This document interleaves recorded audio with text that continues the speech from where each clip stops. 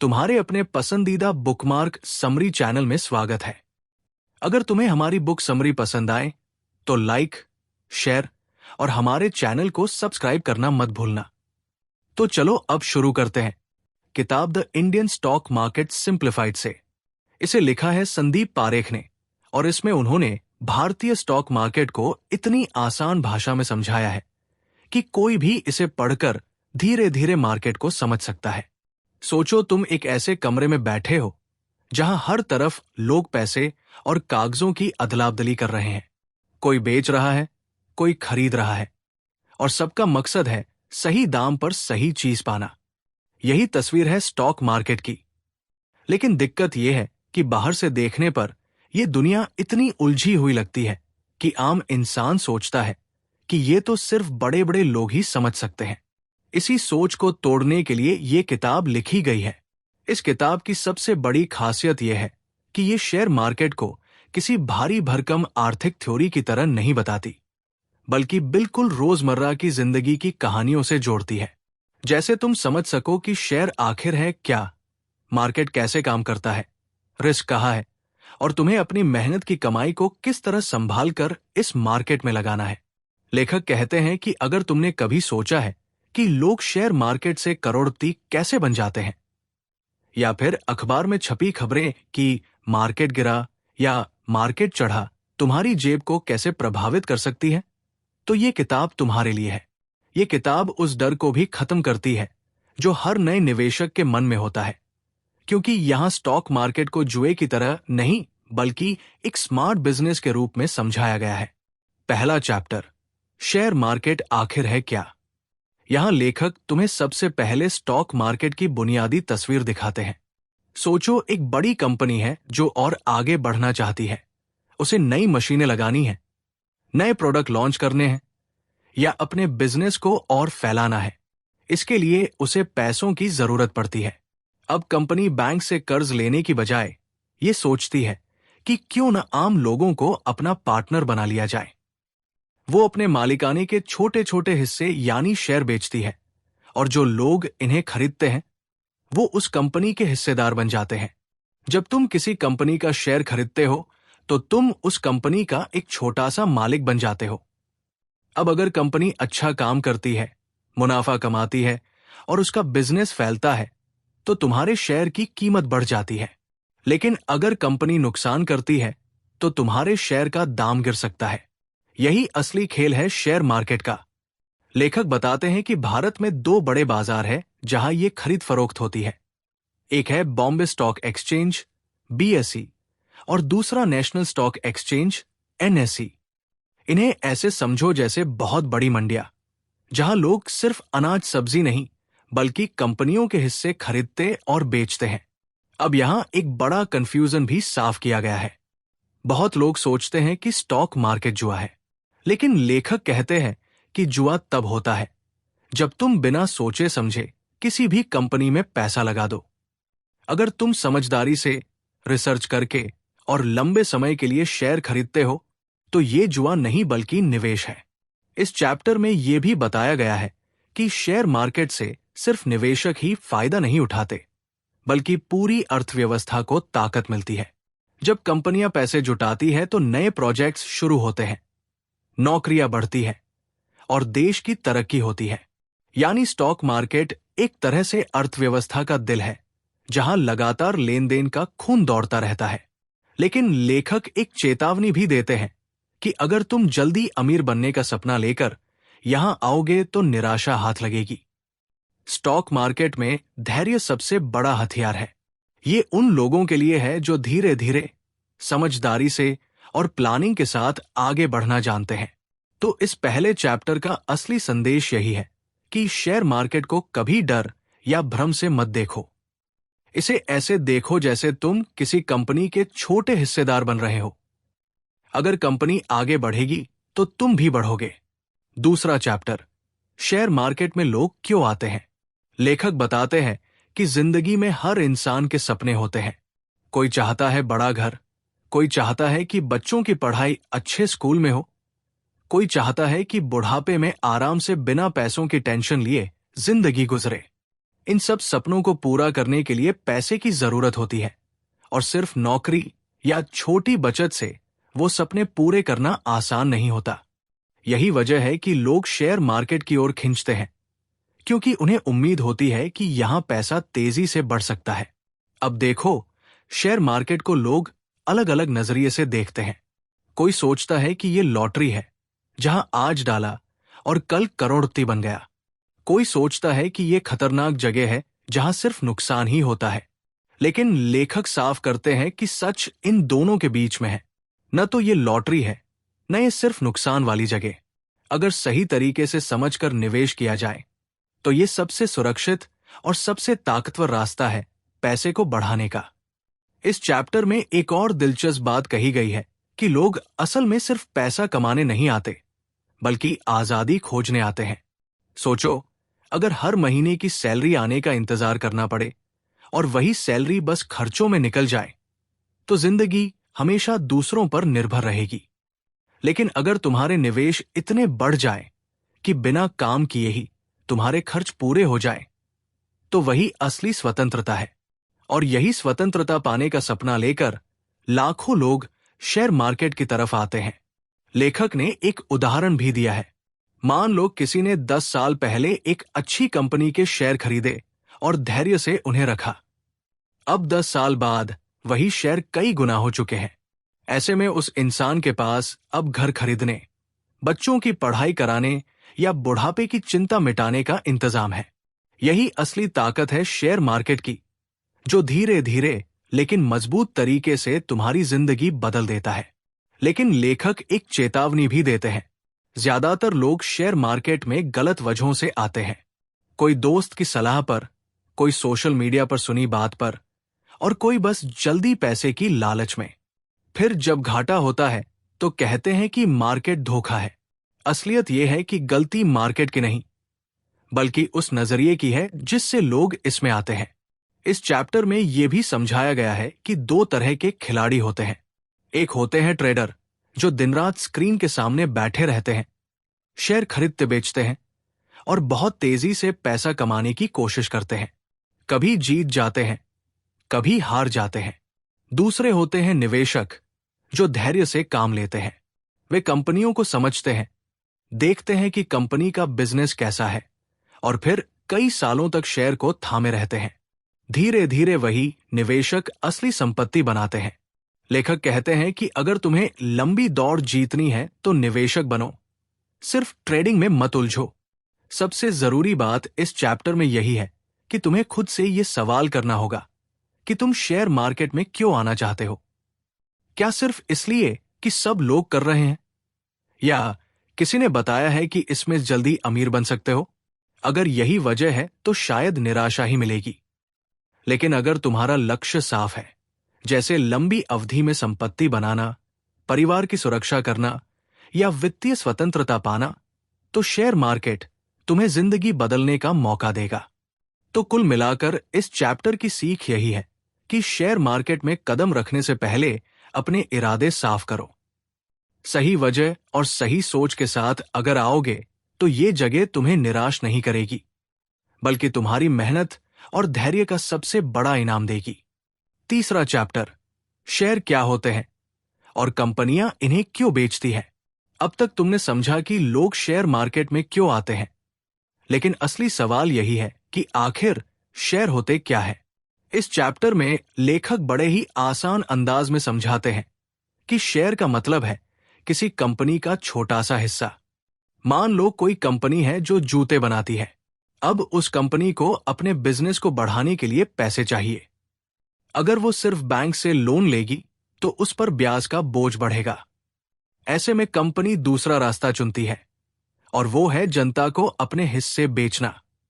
जब कंपनी अपने share market में बेचती है तो असल में वो अपने मालिकाने का छोटा सा हिस्सा तुम्हें दे रही होती है।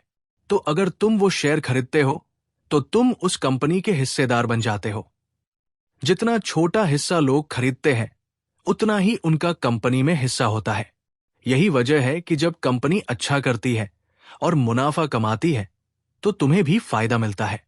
ये फायदा 2 तरह से आता है। पहला तरीका है डिविडेंड यानी कंपनी अपने मुनाफे का एक हिस्सा शेयरधारकों में बांट देती है। दूसरा तरीका है कि अगर कंपनी लगातार बढ़ती है तो उसके शेयर की कीमत भी बढ़ जाती है। तुम उसे जब चाहो बेच सकते हो और मुनाफा कमा सकते हो। लेखक यहां एक दिलचस्प उदाहरण देते हैं। सोचो कि तुम्हारे मोहल्ले में एक मिठाई की दुकान है। वो दुकान बहुत मशहूर हो गई है और मालिक चाहता है कि अब दूसरी शाखाएं खोले, लेकिन उसके पास इतना पैसा नहीं है। अगर वो तुमसे कहे कि तुम मुझे पैसा दो और बदले में इस दुकान का 5% हिस्सा तुम्हें मिलेगा, तो इसका मतलब यही हुआ कि तुम उस मिठाई की दुकान के हिस्सेदार बन गए। अब दुकान का मुनाफा बढ़ेगा तो तुम्हारा भी फायदा होगा। यही बिल्कुल वैसा ही है जैसे बड़ी कंपनियां अपने शेयर बेचती है। लेकिन लेखक ये भी बताते हैं कि जब तुम शेयर खरीदते हो तो तुम्हें सिर्फ मुनाफा ही नहीं मिलता, बल्कि जोखिम भी होता है। क्योंकि अगर कंपनी का बिजनेस बिगड़ गया, नुकसान हुआ या वो बंद हो गई तो तुम्हारे शेयर की कीमत भी गिर सकती है। इसीलिए शेयर खरीदने से पहले यह समझना जरूरी है कि कंपनी कितनी मजबूत है और उसका बिजनेस कितना टिकाऊ है। इस चैप्टर का एक और अहम हिस्सा यह है कि शेयर मार्केट को एक तरह से लोकतंत्र कहा जा सकता है। यानी पहले सिर्फ बड़े और अमीर लोग ही कंपनियों में हिस्सेदार बन सकते थे, लेकिन अब कोई भी आम आदमी थोड़े पैसों से कंपनी में हिस्सा खरीद सकता है। चाहे 100 रुपए हो या 1000, हर कोई किसी बड़ी कंपनी का छोटा मालिक बन सकता है। यही वजह है कि शेयर मार्केट को आम लोगों की संपत्ति बनाने का सबसे बड़ा रास्ता माना जाता है। आखिर में लेखक कहते हैं कि शेयर सिर्फ कागज का टुकड़ा नहीं है। ये असल में उस मेहनत और उस बिजनेस का हिस्सा है जिसे कंपनी चला रही है।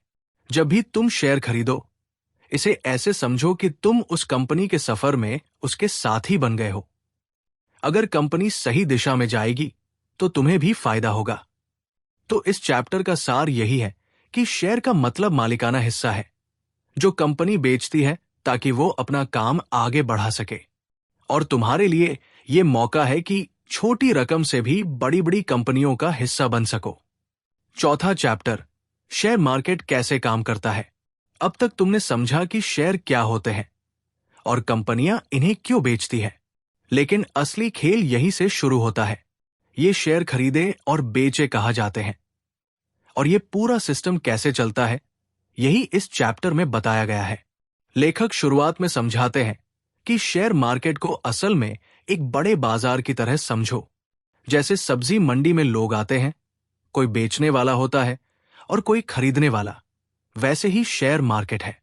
यहां भी बेचने वाले और खरीदने वाले होते हैं, लेकिन फर्क यह है कि यहां सब कुछ डिजिटल और संगठित तरीके से होता है। भारत में 2 बड़े शेयर बाजार हैं, बॉम्बे स्टॉक एक्सचेंज BSE और नेशनल स्टॉक एक्सचेंज NSE। इन्हें ऐसे समझो जैसे 2 बड़ी मंडियां हैं जहां हजारों कंपनियों के शेयर लिस्टेड होते हैं। जब तुम किसी कंपनी का शेयर खरीदना चाहते हो तो तुम्हें कोई बिचौलिया या दलाल चाहिए, जिसे हम ब्रोकर कहते हैं। वो तुम्हारे लिए मार्केट से शेयर खरीदता या बेचता है। पहले ये काम फोन और कागज के जरिए होता था, लेकिन अब सब कुछ ऑनलाइन हो गया है। तुम अपने मोबाइल पर ही कुछ क्लिक करके शेयर खरीद बेच सकते हो। अब यहां एक अहम सवाल आता है कि जब इतने सारे लोग खरीदने और बेचने वाले हैं तो कीमत कैसे तय होती है। इसका जवाब है मांग और आपूर्ति। अगर किसी कंपनी का शेयर ज्यादा लोग खरीदना चाहते हैं और बेचने वाले कम हैं, तो उसकी कीमत बढ़ जाती है। और अगर ज्यादा लोग बेचने पर उतारू हों और खरीदार कम हो तो कीमत गिर जाती है। यानी हर पल शेयर की कीमत इसी खींचतान से तय होती है। लेखक इस चैप्टर में ये भी समझाते हैं कि मार्केट में 2 तरह के निवेशक होते हैं। एक वो जो लंबे समय तक शेयर रखते हैं और कंपनी की ग्रोथ से फायदा उठाते हैं। दूसरे वो जो रोज रोज खरीद बेच करते रहते हैं और थोड़े थोड़े मुनाफे पर खेलते हैं। ये जगह दोनों के लिए है, लेकिन लंबे समय में संपत्ति बनाना हो तो पहला रास्ता ज्यादा मजबूत माना जाता है। एक और दिलचस्प बात लेखक बताते हैं कि शेयर मार्केट पूरी तरह से रेगुलेटेड है। भारत में ये काम SEBI यानी securities and exchange board of India करता है। ये संस्था ध्यान रखती है कि मार्केट में कोई धोखा या गड़बड़ी न हो और आम निवेशकों का पैसा सुरक्षित रहे। इस चैप्टर का सबसे मजेदार हिस्सा यह है कि लेखक इसे बिल्कुल आम जिंदगी से जोड़कर समझाते हैं। जैसे अगर तुमने कभी मेला देखा हो जहां लोग बोल बोली लगाते हैं, ये चीज 50 रुपए, कोई 55 देगा, तो शेयर मार्केट भी वैसा ही है। यहां हर पल दाम ऊपर नीचे होते रहते हैं, क्योंकि हर कोई अपने हिसाब से खरीदने बेचने की कोशिश करता है। अंत में लेखक ये कहते हैं कि शेयर मार्केट देखने में जटिल लगता है, लेकिन असल में ये बस एक संगठित जगह है जहां कंपनियां पैसा जुटाती हैं और लोग उन कंपनियों में हिस्सेदार बनते हैं। और जब तक तुम इसे जुए की तरह नहीं बल्कि बिजनेस में हिस्सेदारी की तरह देखते हो, तुम धीरे धीरे इसमें आसानी से समझ बना लोगे। तो इस चैप्टर का सबक यही है कि शेयर मार्केट एक बड़ा संगठित बाजार है जहां दाम मांग और आपूर्ति पर चलते हैं, और ये सब कुछ सुरक्षित और पारदर्शी रखने के लिए SEBI जैसा संस्थान मौजूद है। 5वां चैप्टर, डिमैट अकाउंट और ट्रेडिंग अकाउंट, मार्केट में पहला कदम। लेखक कहते हैं कि बहुत लोग शेयर मार्केट में दिलचस्पी तो रखते हैं, लेकिन असली दिक्कत यह होती है कि शुरुआत कैसे करें। मतलब अगर शेयर खरीदना है तो कहां से खरीदे, किससे खरीदे और कहां रखेंगे। यही सब बातें इस चैप्टर में बेहद आसान तरीके से समझाई गई है। सबसे पहले लेखक बताते हैं कि पहले के जमाने में शेयर कागज के टुकड़ों में मिलते थे, जिन्हें शेयर सर्टिफिकेट कहा जाता था।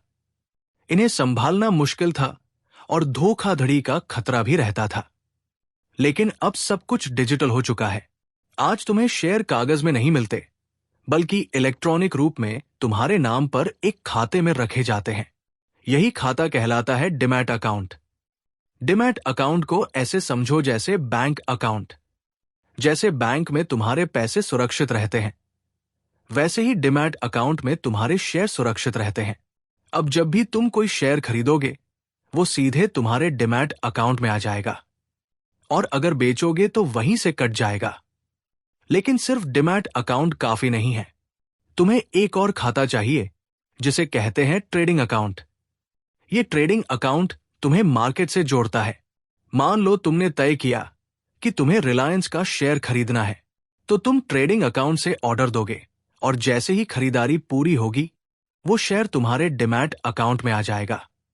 यहां लेखक ये भी समझाते हैं कि डिमैट और ट्रेडिंग अकाउंट खुलवाने के लिए तुम्हें किसी स्टॉक ब्रोकर या बैंक से संपर्क करना पड़ता है। आजकल तो ये काम मोबाइल ऐप से भी हो जाता है। तुम कुछ दस्तावेज अपलोड करते हो, जैसे आधार और पैन कार्ड, और फिर तुम्हारा खाता खुल जाता है। अब एक और बात जो बहुत अहम है, वो है ब्रोकर। जब भी तुम कोई शेयर खरीदते या बेचते हो, तो ब्रोकर तुम्हें यह सुविधा देता है और बदले में एक छोटा सा शुल्क लेता है, जिसे ब्रोकरेज कहते हैं। लेखक सलाह देते हैं कि खाता खोलने से पहले यह देखो कि कौन सा ब्रोकर तुम्हारे लिए सही है, जहां ब्रोकरेज कम लगे और सेवा भरोसेमंद हो। लेखक इस चैप्टर में यह भी बताते हैं कि डिमैट अकाउंट सिर्फ शेयर रखने के लिए नहीं है। इसमें तुम म्यूचुअल फंड, सरकारी बॉन्ड, ETF और दूसरे सिक्योरिटी भी रख सकते हो। यानी ये एक डिजिटल लॉकर है जहां तुम्हारी सारी निवेश की चीजें सुरक्षित रहती हैं।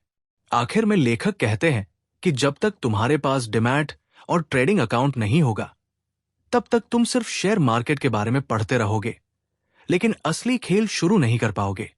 तो पहला व्यावहारिक कदम यही है कि तुम अपना खाता खुलवाओ और छोटे छोटे निवेश से शुरुआत करो। तो इस चैप्टर का सार यही है कि डिमैट और ट्रेडिंग अकाउंट शेयर मार्केट की एंट्री पास है। बिना इनके तुम मार्केट में कदम भी नहीं रख सकते, और जब ये दोनों तैयार हो, तभी तुम सच में निवेश की दुनिया में उतरते हो। 6ठा चैप्टर, IPO यानी कंपनियों का शेयर बेचने का पहला मौका। इस चैप्टर में लेखक एक दिलचस्प और अक्सर सुनाई देने वाली चीज पर बात करते हैं, जिसका नाम है IPO यानी इनिशियल पब्लिक ऑफरिंग। अगर आसान भाषा में कहें तो जब कोई कंपनी पहली बार जनता के बीच अपने शेयर बेचने का फैसला करती है, तो उसे IPO कहते हैं। लेखक बताते हैं कि सोचो कोई कंपनी सालों से अच्छा बिजनेस कर रही है, उसने अपना नाम बना लिया है, मुनाफा कमा रही है, लेकिन अब उसे और बड़ा होना है। जैसे नए प्रोजेक्ट शुरू करना, नई मशीनें खरीदना, कर्ज चुकाना या और शहरों में विस्तार करना। इसके लिए उसे ढेर सारा पैसा चाहिए। अब कंपनी के पास दो रास्ते हैं, या तो वो बैंक से लोन ले और ब्याज चुकाए, या फिर सीधे आम जनता को अपने हिस्से बेचकर पैसे जुटाए। यही दूसरा रास्ता है आईपीओ। जब कंपनी आईपीओ लाती है तो वो अपने कुल मालिकाने का एक हिस्सा छोटे छोटे शेयर में बांट देती है और निवेशकों को बेच देती है। इससे कंपनी को पैसा मिल जाता है और निवेशकों को मौका मिलता है कि वो शुरू से ही कंपनी के हिस्सेदार बन जाएं। लेखक समझाते हैं कि आईपीओ अक्सर चर्चा में रहते हैं क्योंकि लोग सोचते हैं कि अगर कंपनी सफल रही तो शुरुआती निवेशक को बहुत बड़ा फायदा होगा। कई बार ऐसा होता भी है कि शेयर लिस्टिंग के दिन ही दाम दोगुना तिगुना हो जाते हैं। लेकिन लेखक सावधान भी करते हैं कि हर आईपीओ में भाग्य चमकेगा। ऐसा नहीं है। कई बार कंपनियां सिर्फ अपने कर्ज उतारने या मालिकों को पैसा निकालने के लिए आईपीओ लाती है। ऐसे मामलों में शेयर लिस्टिंग के बाद कीमत नीचे गिर जाती है और निवेशक को नुकसान होता है। इस चैप्टर में यह भी बताया गया है कि आईपीओ कैसे खरीदते हैं। जब कोई कंपनी आईपीओ लाती है तो तुम अपने डिमैट अकाउंट के जरिए उसमें आवेदन कर सकते हो। अगर शेयरों की मांग बहुत ज्यादा है तो सबको बराबर शेयर नहीं मिलते और बांटकर दिए जाते हैं। इस प्रक्रिया को अलॉटमेंट कहते हैं। अगर तुम्हें शेयर अलॉट हो गए तो वे सीधे तुम्हारे डिमैट अकाउंट में आ जाते हैं। लेखक ये भी समझाते हैं कि आईपीओ में निवेश करने से पहले कंपनी का प्रॉस्पेक्टस पढ़ना बहुत जरूरी है। प्रॉस्पेक्टस में कंपनी ये बताती है कि वो पैसा क्यों जुटा रही है, उसका बिजनेस मॉडल क्या है और आने वाले सालों में उसकी योजना क्या है। यही जानकारी देखकर तुम तय कर सकते हो कि कंपनी सच में बढ़ने की क्षमता रखती है या नहीं। आखिर में लेखक कहते हैं कि आईपीओ तुम्हें किसी कंपनी की यात्रा की शुरुआती सीढ़ी पर चढ़ने का मौका देता है। अगर कंपनी मजबूत है और सही दिशा में काम कर रही है तो ये शुरुआत तुम्हें बहुत दूर तक ले जा सकती है। लेकिन अगर कंपनी सिर्फ शोर मचाकर शेयर बेच रही है तो सावधान रहना ही बेहतर है। तो इस चैप्टर का सबक यही है कि आईपीओ आकर्षक होते हैं, लेकिन हर बार फायदे का सौदा नहीं होते। सही कंपनी चुनना और समझदारी से निवेश करना ही असली कुंजी है। 7वां चैप्टर, फंडामेंटल एनालिसिस, कंपनी का असली हाल कैसे जाने। इस चैप्टर में लेखक एक बहुत अहम सवाल उठाते हैं कि जब हजारों कंपनियों के शेयर मार्केट में लिस्टेड हैं, तो आखिर ये कैसे तय किया जाए कि कौन सी कंपनी में निवेश करना सही होगा। यही काम आसान बनाने के लिए हमें सीखना पड़ता है फंडामेंटल एनालिसिस। फंडामेंटल एनालिसिस का मतलब है किसी कंपनी की जड़ और असली सेहत को समझना। जैसे तुम किसी पेड़ को देखो तो उसकी असली ताकत उसके तने और जड़ों में होती है। सिर्फ पत्ते देखकर अंदाजा नहीं लगाया जा सकता। वैसे ही किसी कंपनी का असली हाल सिर्फ उसके शेयर की कीमत देखकर नहीं, बल्कि उसके बिजनेस और आंकड़ों को देखकर समझा जा सकता है। लेखक बताते हैं कि फंडामेंटल एनालिसिस करते समय कुछ खास चीजें देखी जाती है। सबसे पहले कंपनी का राजस्व यानी बिक्री। क्या कंपनी हर साल ज्यादा बेच रही है?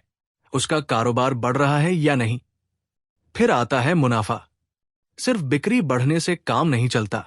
असली ताकत इस बात में है कि कंपनी खर्चों के बाद कितना मुनाफा कमा रही है। फिर कंपनी का कर्ज देखा जाता है। अगर कंपनी पर बहुत कर्ज है तो खतरा बढ़ जाता है, क्योंकि ब्याज और किस्तें चुकाने में उसका मुनाफा दब सकता है। वही कम कर्ज वाली कंपनी ज्यादा सुरक्षित मानी जाती है। लेखक ये भी बताते हैं कि कंपनी के प्रबंधन यानी उसके मालिक और नेताओं की सोच भी बहुत मायने रखती है। अगर प्रबंधन ईमानदार है, दूरदर्शी है और सही फैसले ले रहा है तो कंपनी आगे बढ़ेगी। लेकिन अगर प्रबंधन का इतिहास संदिग्ध है या सिर्फ छोटे समय का फायदा देख रहा है तो ये खतरे की घंटी है। फंडामेंटल एनालिसिस का एक और हिस्सा है कंपनी का भविष्य, यानी क्या उसका बिजनेस आने वाले सालों में भी चलेगा? क्या उसके प्रोडक्ट या सर्विस की जरूरत बनी रहेगी? जैसे टेक्नोलॉजी बदलने से कई पुरानी कंपनियां पीछे रह गई, वही जो कंपनियां बदलते जमाने के साथ ढल गई वो आज भी आगे है। लेखक इस चैप्टर में ये भी बताते हैं कि फंडामेंटल एनालिसिस सिर्फ आंकड़े पढ़ना नहीं है, बल्कि कंपनी की कहानी समझना है। जब तुम ये जान लेते हो कि कंपनी पैसा कैसे कमा रही है और आगे किस दिशा में जा रही है, तो तुम एक समझदार निवेशक बन जाते हो। अंत में लेखक कहते हैं कि फंडामेंटल एनालिसिस निवेश का पहला और सबसे जरूरी कदम है। अगर तुम सिर्फ दूसरों की सुनी सुनाई बातों पर शेयर खरीदोगे तो वो जुआ होगा। लेकिन अगर तुम खुद कंपनी की असली हालत देखकर निवेश करोगे तो ये एक सोचा समझा फैसला होगा जो लंबे समय में तुम्हें फायदा देगा। तो इस चैप्टर का सबक यही है कि निवेश करने से पहले कंपनी की जड़ों को समझो। बिक्री, मुनाफा, कर्ज और भविष्य की संभावना देखकर ही फैसला लो। तभी शेयर मार्केट तुम्हें संपत्ति बनाने का असली मौका देगा। 8वां चैप्टर, टेक्निकल एनालिसिस, चार्ट और ट्रेंड की भाषा। इस चैप्टर में लेखक शेयर मार्केट की दूसरी अहम तकनीक बताते हैं, जिसे कहते हैं टेक्निकल एनालिसिस, जहां फंडामेंटल एनालिसिस कंपनी की जड़ और बिजनेस पर ध्यान देता है। वही टेक्निकल एनालिसिस इस बात पर नजर रखता है कि मार्केट में उस कंपनी के शेयर की कीमत और उसका व्यवहार कैसा है। लेखक कहते हैं कि टेक्निकल एनालिसिस को समझना ऐसे है जैसे किसी इंसान के मूड को पढ़ना। शेयर की कीमत कभी ऊपर जाती है, कभी नीचे आती है, और ये सब सिर्फ कंपनी की हालत की वजह से नहीं, बल्कि मार्केट की भावनाओं से भी होता है। टेक्निकल एनालिसिस उन्हीं भावनाओं को चार्ट और ग्राफ की मदद से समझने की कोशिश है। इसमें सबसे पहले आता है चार्ट पढ़ना। शेयर की कीमतों का इतिहास ग्राफ पर उतारा जाता है। दिन, हफ्ते, महीने या सालों के हिसाब से ये दिखाता है कि कीमतें कैसे ऊपर नीचे हुई हैं। जब चार्ट को ध्यान से देखा जाए तो उसमें पैटर्न नजर आते हैं। कुछ पैटर्न ऐसे होते हैं जो बार बार दोहराए जाते हैं, और यही पैटर्न बताता है कि आगे कीमत किस दिशा में जा सकती है। लेखक उदाहरण देते हैं कि अगर किसी कंपनी के शेयर की कीमत बार बार ऊपर जाती है और हर गिरावट के बाद और ऊंचाई पर पहुंचती है, तो इसे अपट्रेंड कहते हैं। वही अगर बार बार गिरावट आती है और नई ऊंचाई नहीं बनती तो उसे डाउन ट्रेंड कहा जाता है।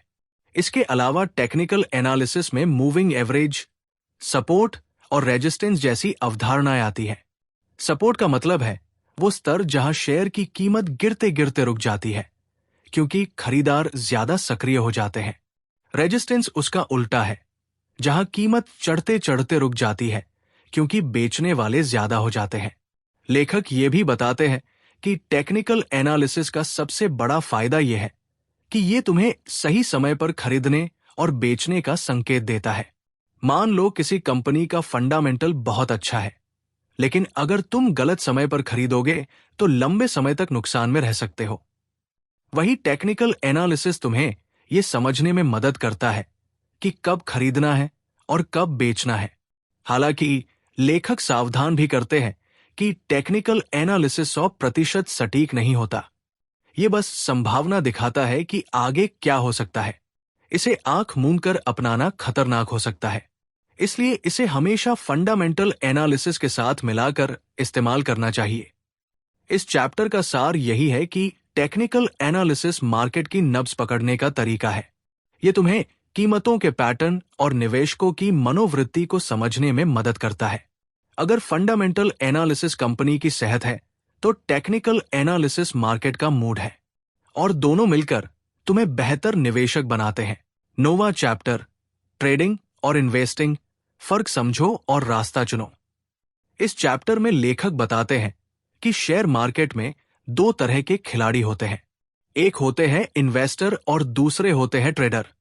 अक्सर नए लोग इस फर्क को नजरअंदाज कर देते हैं और उलझ जाते हैं। इसलिए लेखक इसे बहुत आसान तरीके से समझाते हैं। इन्वेस्टिंग का मतलब है किसी कंपनी के शेयर को लंबे समय के लिए खरीदना। यहां तुम्हारा मकसद है कंपनी की ग्रोथ में हिस्सेदारी लेना। जैसे अगर कोई कंपनी आने वाले सालों में अच्छा बिजनेस करने वाली है, मुनाफा बढ़ाने वाली है, तो उसके शेयर खरीदकर सालों तक रखने से तुम्हारा पैसा भी उसी हिसाब से बढ़ेगा। इन्वेस्टिंग में धैर्य चाहिए, और यहां वक्त सबसे बड़ा हथियार है। ट्रेडिंग का खेल बिल्कुल अलग है। यहां लोग शेयर की कीमतों के छोटे छोटे उतार चढ़ाव से कमाई करते हैं। आज खरीदा, हफ्ते भर बाद बेच दिया, या कभी तो कुछ घंटों के अंदर ही खरीद बिक्री कर ली। ट्रेडिंग पूरी तरह टेक्निकल एनालिसिस, मार्केट की मनोवृत्ति और टाइमिंग पर निर्भर करती है। इसमें जोखिम भी ज्यादा होता है, क्योंकि थोड़ी सी गलत चाल से भी बड़ा नुकसान हो सकता है। लेखक कहते हैं कि इन्वेस्टिंग और ट्रेडिंग को लेकर लोगों में अक्सर भ्रम रहता है।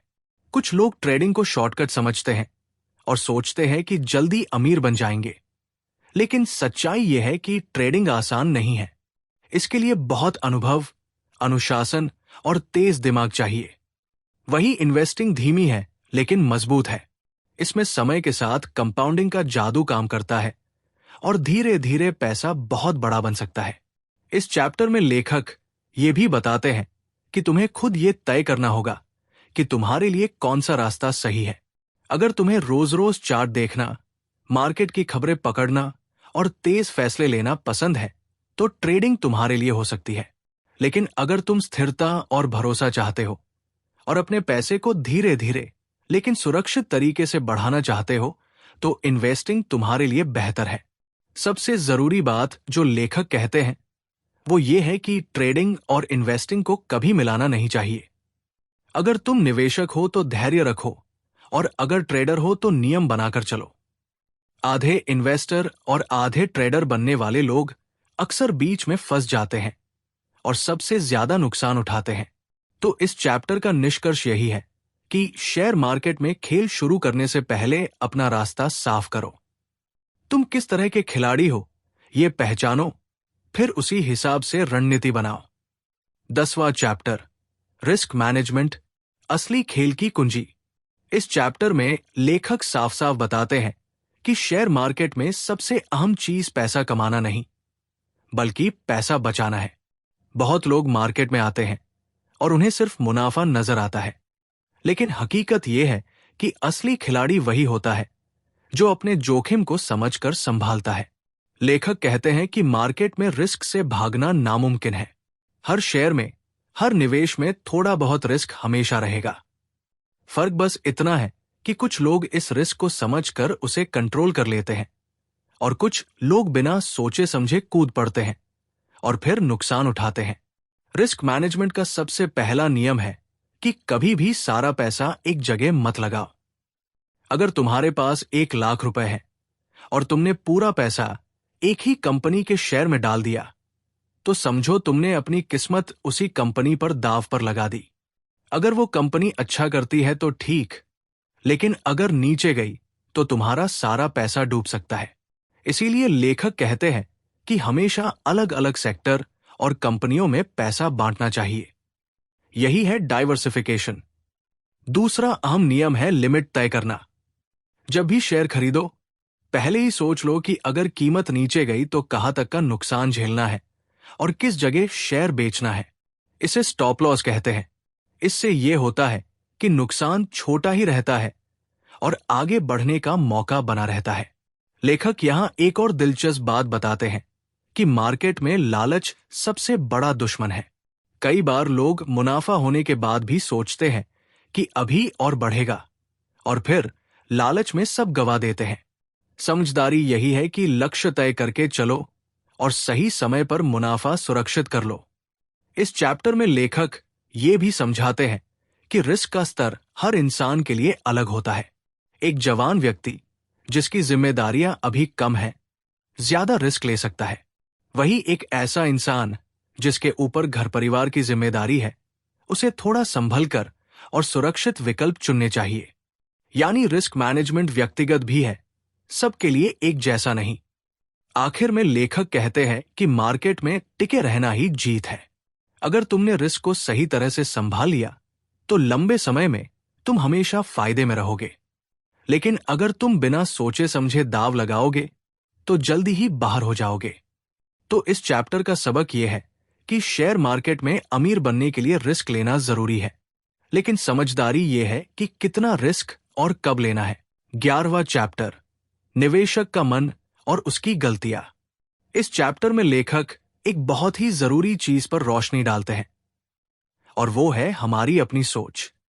अक्सर मार्केट में नुकसान इसलिए नहीं होता कि कंपनियां बुरी है या मार्केट खराब है, बल्कि ज्यादातर नुकसान इसलिए होता है क्योंकि निवेशक अपनी भावनाओं को कंट्रोल नहीं कर पाता।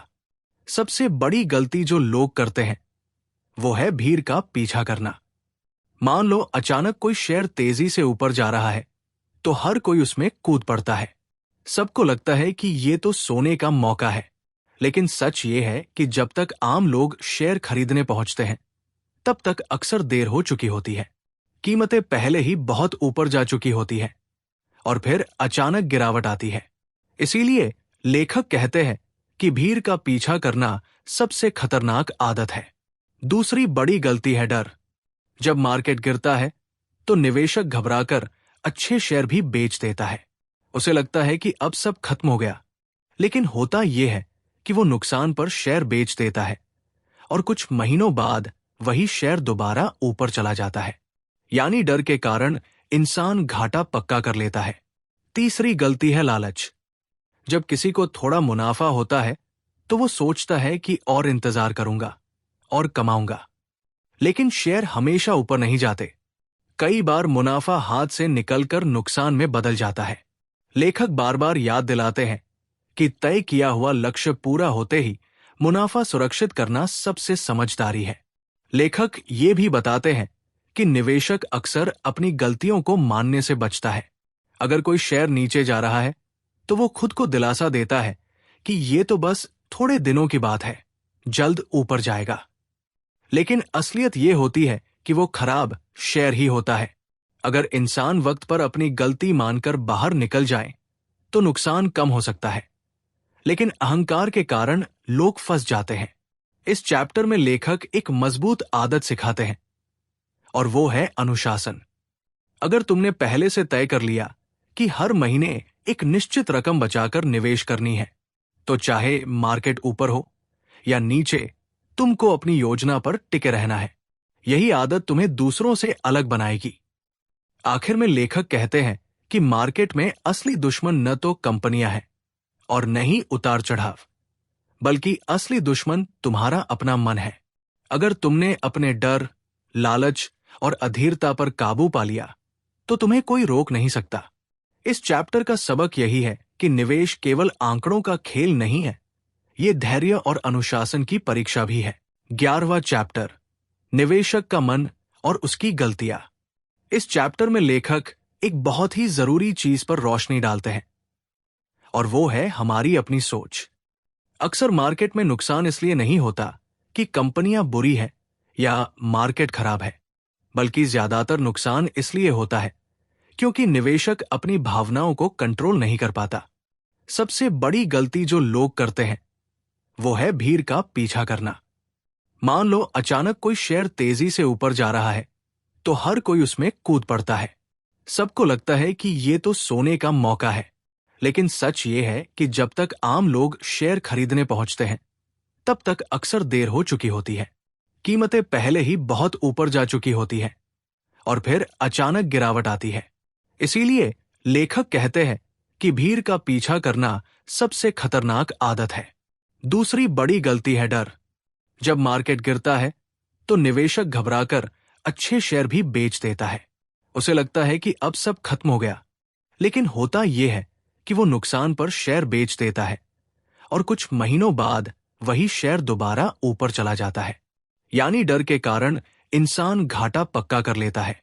तीसरी गलती है लालच। जब किसी को थोड़ा मुनाफा होता है तो वो सोचता है कि और इंतजार करूंगा और कमाऊंगा, लेकिन शेयर हमेशा ऊपर नहीं जाते। कई बार मुनाफा हाथ से निकलकर नुकसान में बदल जाता है।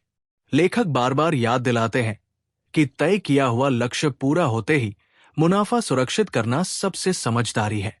लेखक ये भी बताते हैं कि निवेशक अक्सर अपनी गलतियों को मानने से बचता है। अगर कोई शेयर नीचे जा रहा है तो वो खुद को दिलासा देता है कि ये तो बस थोड़े दिनों की बात है, जल्द ऊपर जाएगा। लेकिन असलियत ये होती है कि वो खराब शेयर ही होता है। अगर इंसान वक्त पर अपनी गलती मानकर बाहर निकल जाए तो नुकसान कम हो सकता है, लेकिन अहंकार के कारण लोग फंस जाते हैं। इस चैप्टर में लेखक एक मजबूत आदत सिखाते हैं और वो है अनुशासन। अगर तुमने पहले से तय कर लिया कि हर महीने एक निश्चित रकम बचाकर निवेश करनी है, तो चाहे मार्केट ऊपर हो या नीचे, तुमको अपनी योजना पर टिके रहना है।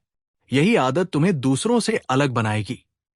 आखिर में लेखक कहते हैं कि मार्केट में असली दुश्मन न तो कंपनियां हैं और न ही उतार चढ़ाव, बल्कि असली दुश्मन तुम्हारा अपना मन है। अगर तुमने अपने डर, लालच और अधीरता पर काबू पा लिया, तो तुम्हें कोई रोक नहीं सकता।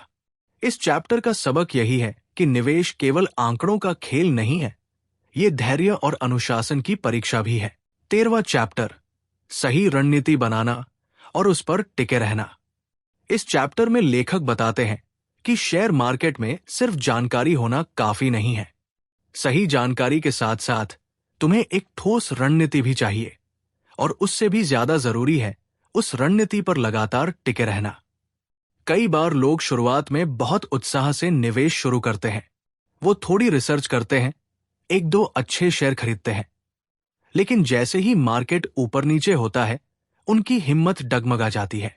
वो अपनी बनाई हुई योजना छोड़कर भीड़ के पीछे भागने लगते हैं, और यहीं से गड़बड़ शुरू हो जाती है।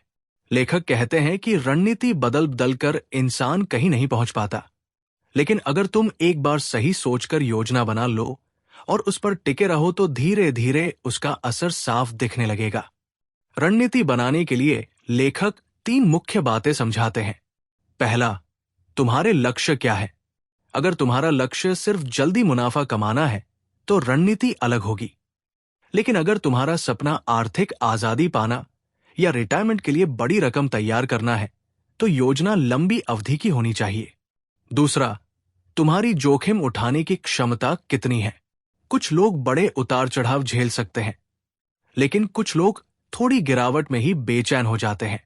तीसरा, तुम्हारी आय और खर्च की स्थिति कैसी है?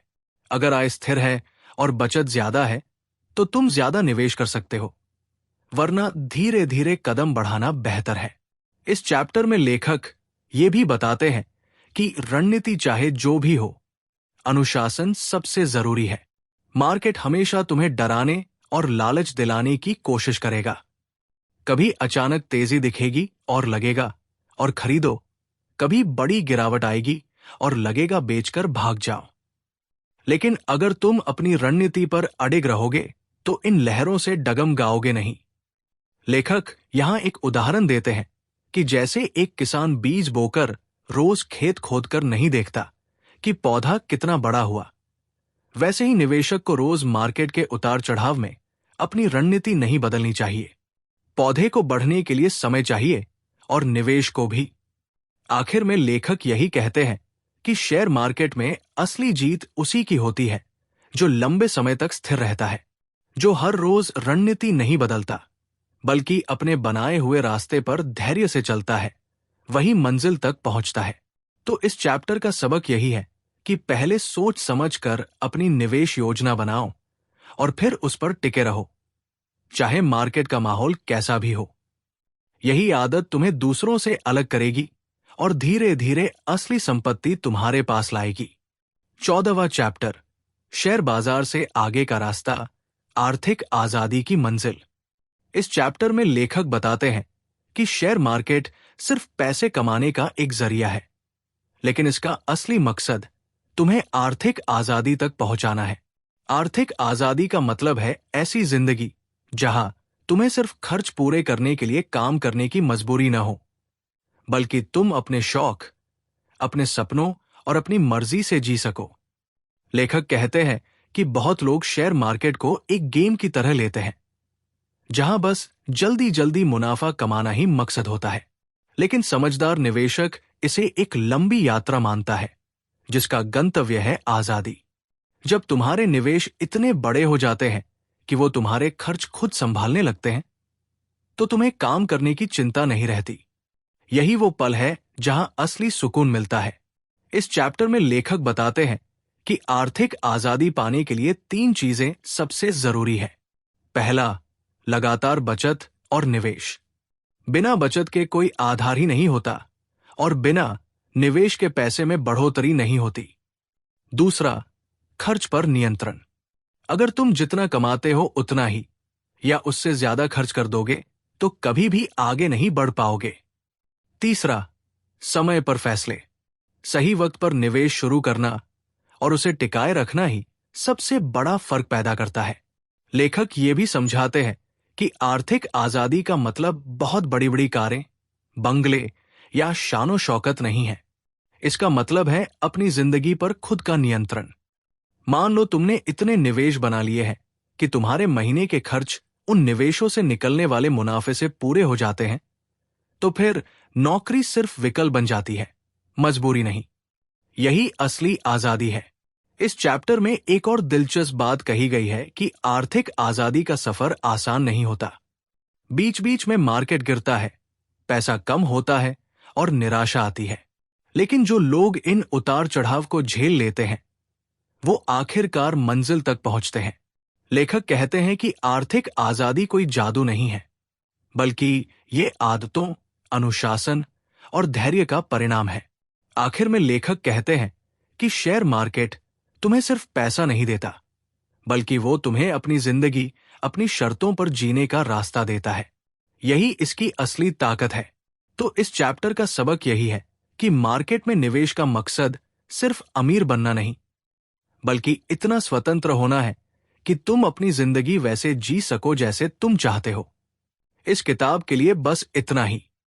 उम्मीद है तुम्हें ये समरी पसंद आई होगी, तो हमारे चैनल को सब्सक्राइब जरूर कर देना और वीडियो को शेयर करना मत भूलना। मैं जल्दी ही एक और शानदार और मजेदार नई किताब की समरी लेकर फिर मिलूंगा।